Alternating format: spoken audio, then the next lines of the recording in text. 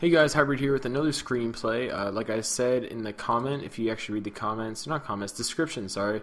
Description for Green Lantern 4 Rebirth, I put that I'm going to basically release a new screenplay every day until I get to Justice League 3. After I get to Justice League 3, it's only going to be 2 week on Tuesdays and Saturdays.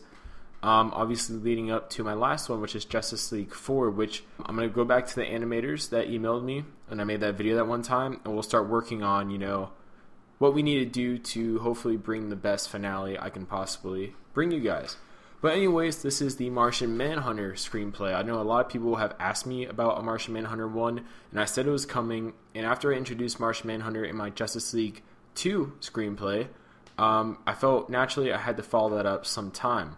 So this screenplay takes place immediately after Justice League 2, so I recommend you watch that one, listen to that one. And as always, this isn't a viewing experience as much as it is a hearing experience. So, you can open up a new tab, play a game, what have you, as long as you're listening to what I'm saying. Because the image isn't going to change on the screen until, the video is over and it goes to the outro. So, without further ado, let's begin.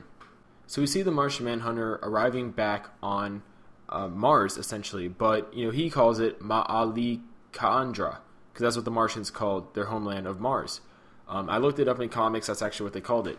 So he only sees, obviously, dust and emptiness, and then he raises his hand. He actually enlarges his hand too, to obviously cover more ground, and he slams the ground with great force, revealing something that was hidden in the dirt, which is the ruins of the Martian civilization. So basically what he did was he hit it so hard that it kind of made like a shockwave, which dissipated all of the dirt there, basically. Now Martian Manhunter, he looks at some of the structures, specifically one that has his family crest on it, which starts, causing some of his memories to return to him.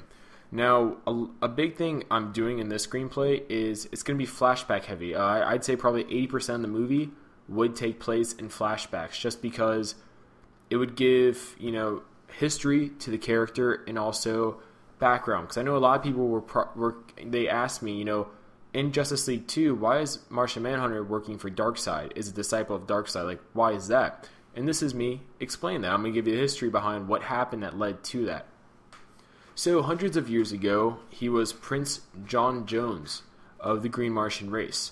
There's the White Martians and the Green Martians. He's part of the Green Martians.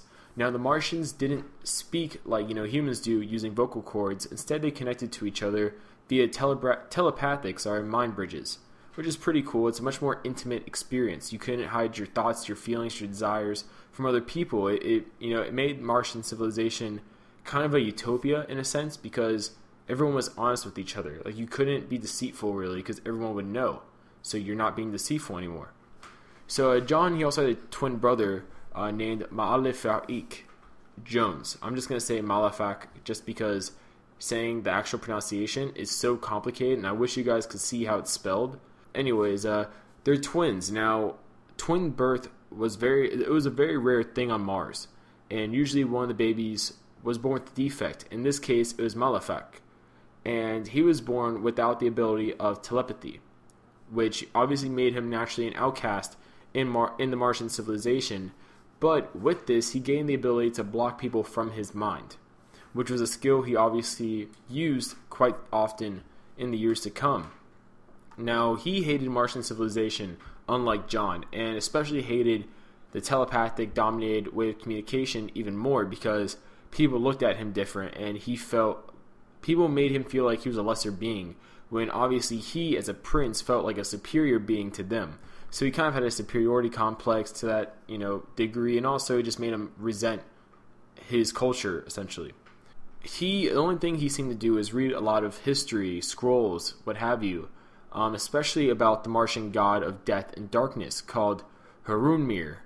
And back to present day, Manhunter, still going about the ruins of Mars, reflects on his brother and how he fell, from grace, essentially, to become the greatest criminal in Martian history. Not John, but when I say Manhunter, that's me talking about him in the present day. When I say John, that's him in the past. So Manhunter, he keeps on walking around the ruins of Mars when he stumbles upon his house, or at least what used to be his house. So we get another flashback, and this is John about to become partnered with a female Martian named Myriara. I think that's how you say it. But and by the way, I'm taking all these names from the comics, which is why they may sound very, very weird, because obviously I wouldn't naturally make a name this odd, especially one this odd to pronounce. But this is a big deal because the first step to becoming a king is to have your queen and your partner, because through that usually you'd make your offspring, which would be the next in line. So like I said before, this is a big thing, and now John will be able to do the last thing a king has to do before he officially becomes the king, which is undergo a journey called the King's Journey, which is essentially the king-to-be leaves Mars for a period of time and, ventures out to other worlds, ventures out just in general to gain wisdom, to gain enlightenment, to kind of like a spiritual journey in a sense. So then when he comes back to Mars, hopefully, I guess the goal here is that he'll have the knowledge and the wisdom to truly lead his people the best he can, and lead them to another successful reign, like a golden reign, like another Pax Romana, what have you. John obviously weds his wife-to-be, and she becomes pregnant. Now, during this time, this is when John goes on. He goes to the Martian high priest at what's called the Center Temple, which is the massive temple, which is like in the capital of the Green Martian civilization, where all the biggest religious ceremonies, biggest ceremonies in general, happen at. And this is when he officially receives his duty to go on the King's Journey. Search throughout the stars, etc., what I said before. So when he comes back, he will be a man and also the king. So John alone, and by the way, I'm getting inspiration from this from the New 52 version of Martian Manhunter. So that's why you may be like feeling, hey, this isn't really from the pre-New 52. No, a lot of it's from the New 52. And I'm blending it in with the pre-New 52 stuff. Also while creating my own kind of mythology for the character. Now, John alone goes out into the dark void of space to begin his journey. We go back to present day with the Martian Manhunter, and he continues to explore the ruins of Mars. Now, as it's always been for quite some time, a reddish-brown land empty with no more life in it. And, Manhunter, he tries searching for life, but he just doesn't get anything. And all he gets is, skeletons. And he's in his house, obviously, and he sees a skeleton in the distance, far out in his house, and he flies towards it, and it's his wife, which obviously brings back some memories. And we go back to the past, where we have Malefic, and he's reading a scroll in the center temple when he sees the high priest, and he's curious to what the high priest is doing, and he follows the high priest and witnesses the high priest doing something forbidden in Martian law, which is making a fire. Now, this high priest is doing it in a very ritualistic fashion, and Malefic is watching from far away, where he witnesses the high priest saying some unknown words in unknown language to Malefic, and it causes a portal, which is really a boom tube that we will know, but obviously he doesn't know that, to open with a large figure stepping out in dark garb with burning red eyes. Now, this figure condemns the priest, actually calling the priest Bedlam, which if you know comics, you know who Bedlam is. And Malefic then comes out after this, asking if the figure is the god of death and darkness. Now, this makes the figure laugh, which prompts him to ask Malefic, "Young Martian prince, who would you like to see dead?" And with a grin on his face, he begins showing Malefic what we know as to be an incomplete anti-life equation. Now, at this point, you would be able to know that this figure is really Darkseid. And, Malefic is, mesmerized by this, obviously. And Darkseid declares that he's now a disciple of Darkseid. And we cut many months later, still in the past, to John. And he's come back to Mars, ready to use what he's learned on his travels to help his people. And immediately, obviously, John goes, of all places, to his home to visit his wife and, his kid that obviously he's never met yet. But instead he finds Malefic mind raping his wife, and no sign of his kid whatsoever. So obviously very enraged at this point, John immediately attacks his brother, leading to a massive brawl that, it'd be really cool to see on film, because we could see them shape-shifting into different, alien creatures. Obviously, I gave Martian Manhunter more flexibility with this shape-shifting because he's been journeying out into space, so he knows more creatures, which gives him an edge in this fight. But also we get to see, their abilities like super strength, Martian vision, which I portray as more of concussive blasts, and also phasing.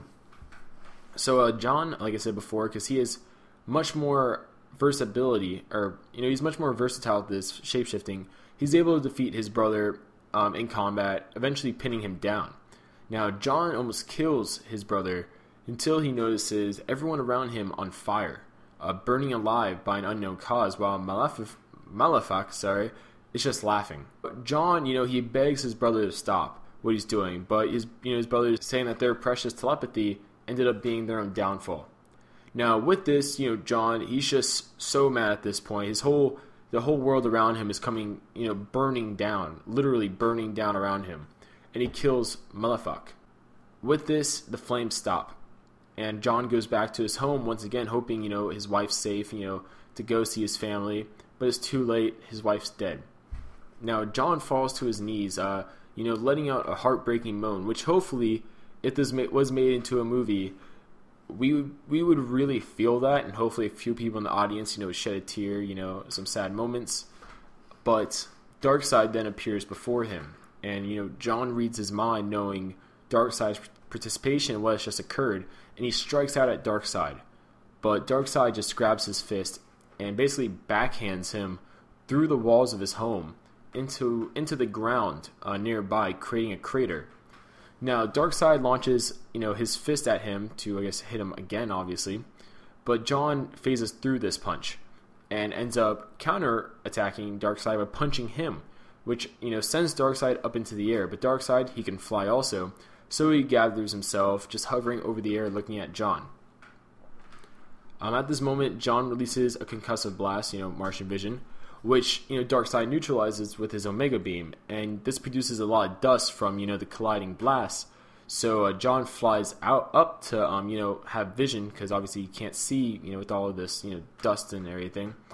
And when he flies up, all he sees is Darkseid waiting, launching a downward blow that sends him into the land below on Mars again, creating another crater, this one much bigger than the one before. Weak and hurt, obviously, because he finished fighting his brother, and now he's fighting Darkseid, who's much more powerful than his brother, naturally. So weak and hurt, John tries getting back up, but Darkseid just releases another Omega Beam, and he releases a lot of Omega Beams just relentlessly on John, which really gives a testimony to his durability here. But eventually, after a while, I'd say after like the 6th or 7th Omega Beam, John's done. He has no more strength to keep going at this point. Like, Darkseid's basically broken John Jones. And Darkseid smiles as he takes him, saying that, once he's become a disciple of Darkseid, he'll have purpose yet again. And he kind of mocks, John on the fact that he's a king without people, which basically makes him nothing. And he says, he will have purpose again as a disciple of Darkseid, being Darkseid's Manhunter. So we cut back to present day. Martian Manhunter continues exploring Mars as he soon feels the presence of another being. Because like I said before, he was still at least trying to find some sort of life. Just having a little bit of hope left. It feels like the presence of another being, so he goes towards the source of it. And it kind of feels familiar to him, which is odd, because everyone that he knows is dead. So he finds a cave far, far off, which runs deep into forgotten areas of Mars. And soon he finds a young female Martian. Now John reaches out to young Martian, obviously via telepathy, and both of them look at each other, and soon we just see them both embracing a second later, with the revelation that she's his daughter. And by embrace, I don't mean kissing, I mean more like they'd be hugging or something like that, just to clarify that, because I know some people, when they hear the word embrace, they perceive it totally differently than it may be supposed to be used in the context that I'm using it in. So she says that her name is Megan, nod nod, wink wink, and that she's been here her whole life. And Manhunter tells her that it's time to leave death and ruin behind them as they go off and leave Mars, exploring the reaches of space. yeah, that's my Martian Manhunter screenplay. I hope you guys liked it. It was much more shorter than my other screenplays. You probably noticed that. I really did streamline this one to get more to the point, but I hope you guys still enjoyed it nevertheless. I like the character of Martian Manhunter, and actually the ending of it, where he and Magan go off into space, there's a reason I did that. I'm not afraid to say it. It's so he's not in Justice League 3, because honestly, if he was in Justice League 3, and you'll know why when I release that screenplay, if he was in there, then basically the whole thing would be over in like 20 minutes, or like half hour, what have you. So, yeah, but he's going to do his own thing. He'll come back eventually, though. So, look forward to him. And I believe my next screenplay is Wonder Woman 3. I believe. I could be wrong. I got to check. I have it all like outlined somewhere on my computer. But yeah, comment below what you guys thought. Did you like it? Did you not like it? What other characters would you like to see come out in the future? So, it's Hybrid, and I'll see you guys later.